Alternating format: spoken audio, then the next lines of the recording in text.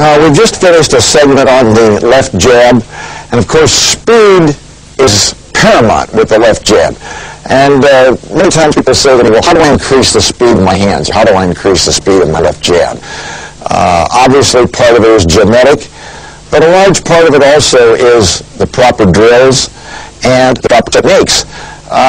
Kind of interesting sidelight here. I talked with the late, great Sugar Ray Robinson, generally acknowledged as the greatest pound-for-pound fighter of all time. And he talked about balance, timing, and delivery. And Joe Ferry, a legendary fight trainer who taught me just about everything I know about boxing, who had been around from the turn of the century, talked about balance, timing, and marksmanship. So here was Joe Ferry from the early part of the century, one of the greatest teachers of boxing in the history of the sport, and Ray Robinson, probably the greatest fighter pound for pound that ever lived, echoing almost the same comments: balance, timing, delivery, or marksmanship. What do they mean by that? Well, we've already covered balance, how important it is to have good balance. That's the essence of athleticism. Timing, what is timing in boxing? Timing is making sure that you don't punch at air, that you're not punching at nothing, that you hit the target.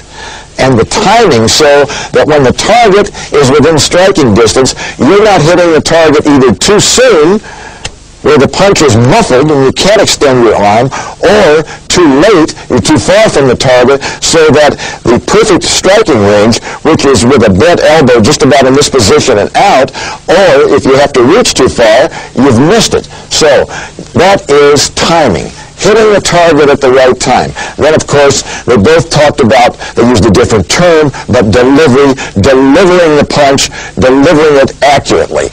How do you do that? You find the target and you find the area of the target that you want to hit. Either the chin, the side of the jaw, temple, solar plexus, underneath the heart, the liver. Those are the areas that you really want to see if you can maximize your power, because when you hit those areas, good things are going to happen for you. Now, what about speed? Well, balance, timing, and delivery. Doing it over and over and over again. Making sure that the legs are generating the power. The legs are everything. Like I always tell people, if you only have 15 minutes a day to work out in the gym, work on your legs. Most people think that boxing is a sport from the waist up.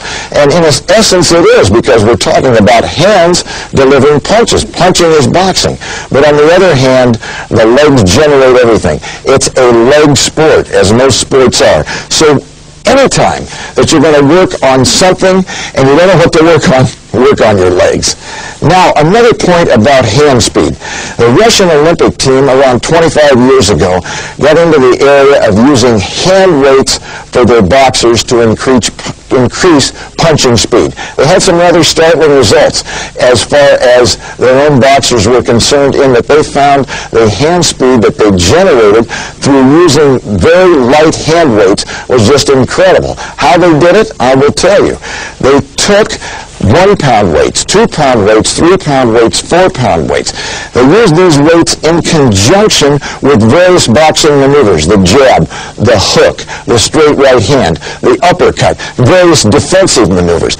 Using, first of all, the maneuvers with just their hands, no weights, and they would do maybe 5 or 10 repetitions. Then they would use either the 1, 2, 3, 4-pound weights, increasing as they go along, and they would use the same maneuver using the weights. Then the third time, they'd go back to just using their hands. So it was a 3-step process: without weights, with hand weights, without weights. Same number of repetitions, but in the middle group using hand weights.